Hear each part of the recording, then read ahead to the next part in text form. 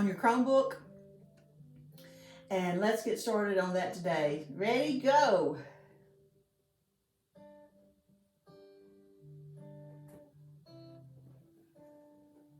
Okay, class. Let me see some hands. Hands across the room today. Thank you. Last lesson that we had yesterday, we talked about The Giver. And that's the book that's written by Lois Lowry.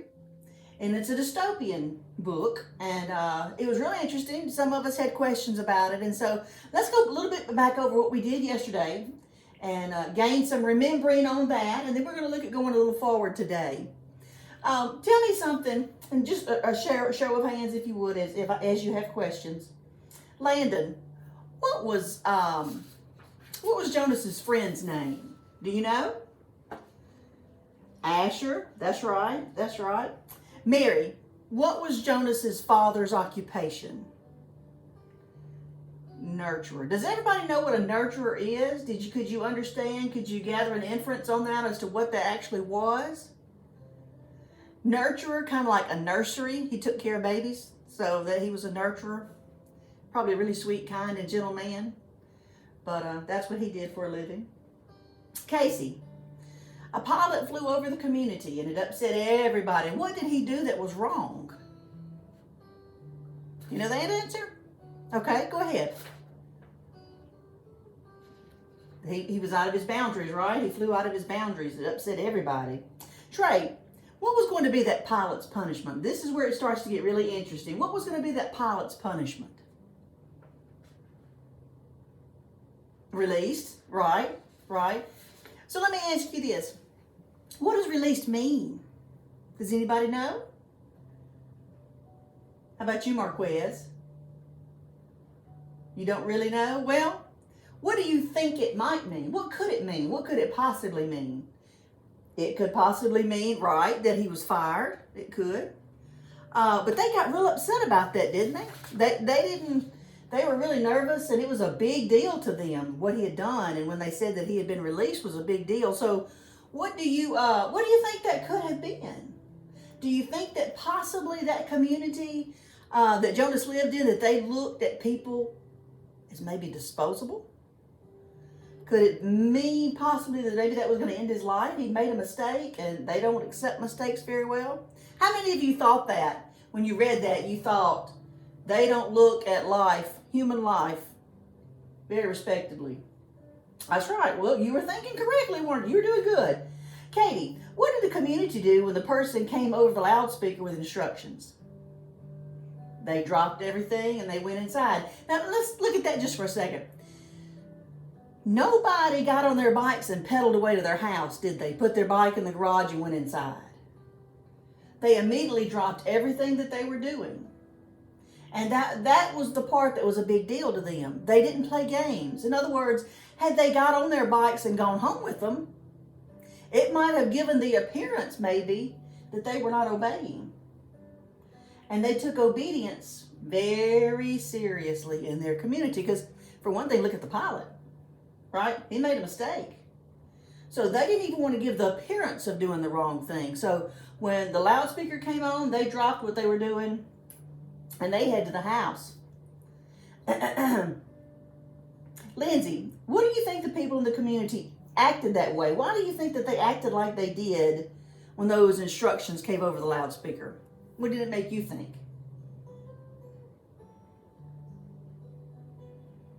They acted like, you're right. I think so, you might be exactly right. They acted like they were afraid not to obey.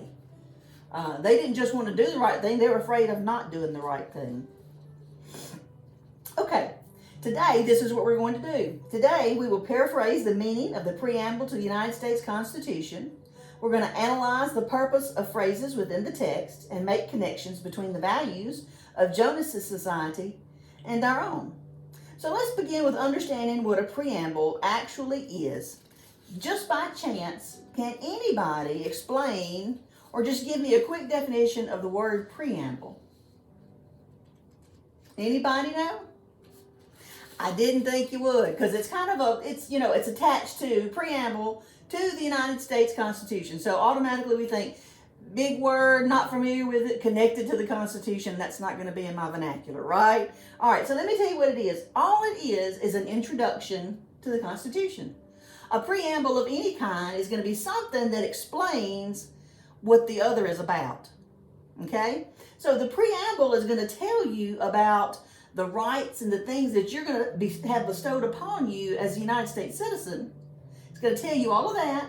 And then the Constitution is going to open that up and to tell you exactly how the country's going to do that for you. Okay? So the preamble is just a brief introduction. And it's important that you, as a United States citizen, understand those things that are to be bestowed upon you, bequeathed to you by the country. And then we want to look really carefully and see how that relates to Jonas's society. You know, are they better off than we are? Or are we better off than they are? So we're going to look at that today.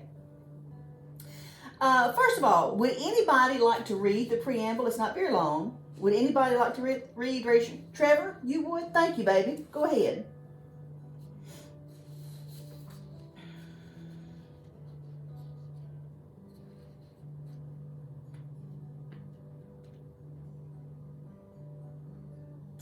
Great job.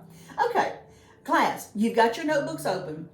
And we're going to take this phrase by phrase and get a good understanding of what the preamble is and what it says, what it means to us. And as we do that, I want you to take some notes, because in a moment you're going to need to be doing something with that that's going to depend on how well you took notes and understanding the preamble, which is an introduction. Okay?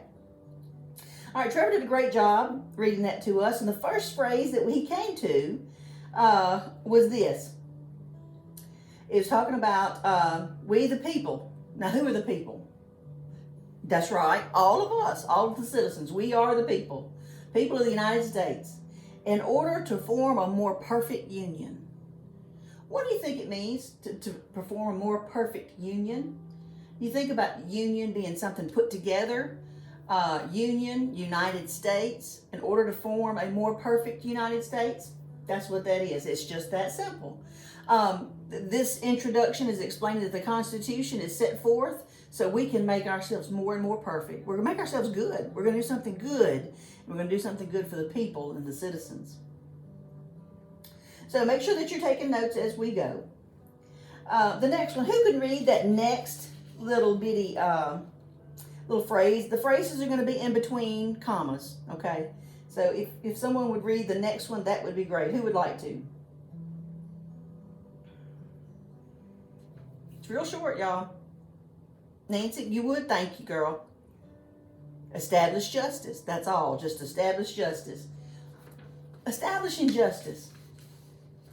Those are our laws. We're going to set up a form of laws that's going to make everything fair for everyone and equal. It's going to give protection. And so, just that simple, that's what we're going to do. Next one. Who can read the next one?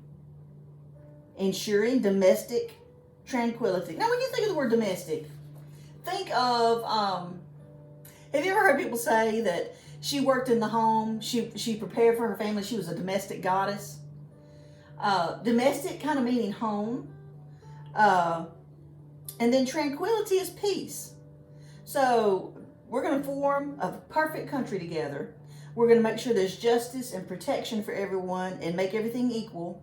And then we're going to make sure that there's peace in the home, that you can have peace in your home, and that you can have peace on the home front. Meaning just peace in your societies, in your communities, in your home, peace in the form of protection. So these are all good things. The next phrase, provide for the common defense. Now that one's kind of simple. We get that. It says we're going to put together armies and what are our branches of service? Can you help me name them? Navy, Army, Marine, Air Force. That's good. All right, now it gets hard. There's still a couple more that are sometimes easily forgotten and very good branches of service. What are they? National Guard. Your brother's in the National Guard, isn't he? That's right. And there's one more that sometimes we often forget. What might that be? The Coast Guard is another branch. And so we've put in all these different things to provide for defense of our nation, of our country around the borders. Then we're going to promote the general welfare. Here's what this means.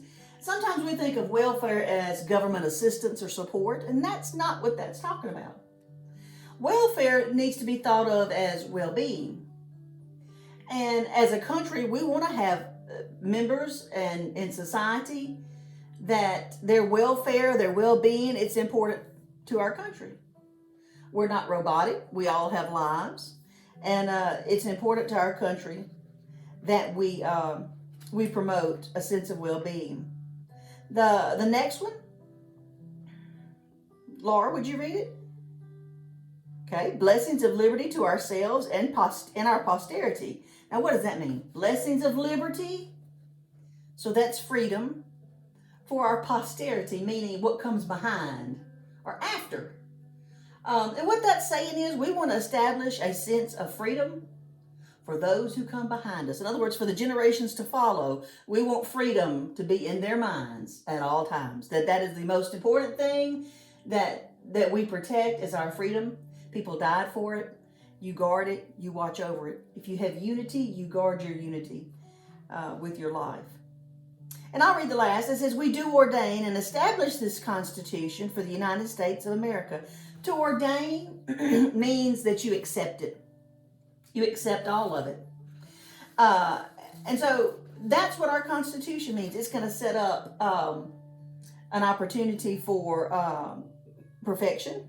Perfection meaning, a very good quality of life. Establish justice, protection, domestic tranquility, peace in your homes. Provide for defense and promote general well-being in everything.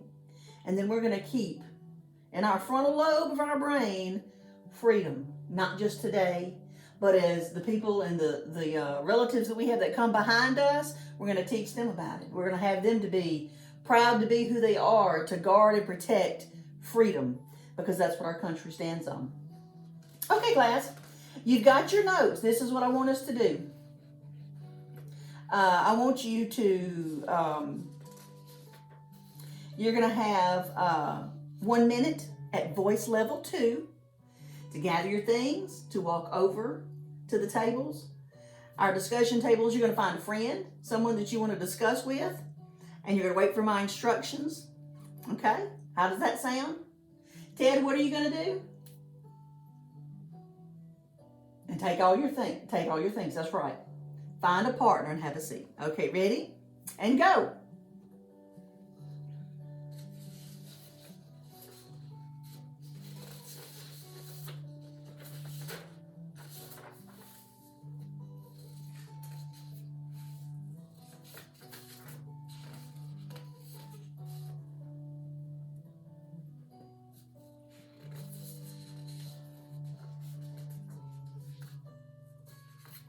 Okay, Elizabeth's walking quietly.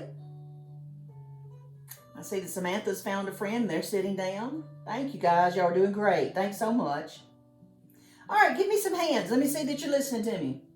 All across the room. Guys, we need 2 more hands. 1. There we go. Everybody together. Okay. This is what I want you to do. This is going to be our turn and talk. I want you've got your neighbor, you've got your notes, and you've got your logbook. I want you to turn to your neighbor and you're going to talk and share about the preamble that we just discussed. I want you to look at it and talk about those things. When we talked about defense, what does that entail? When we talked about peace, what does that entail? That could be, I'll just give you an example, a police department. That's going to give peace because they're peace officers, right? Even a fire department you might consider a form of peace because that gives you peace of mind to know that you've got people that are on call and waiting to come in an emergency situation. So I want you to give examples. If you've got questions, I want you to talk back and forth with one another and try to understand and learn from one another.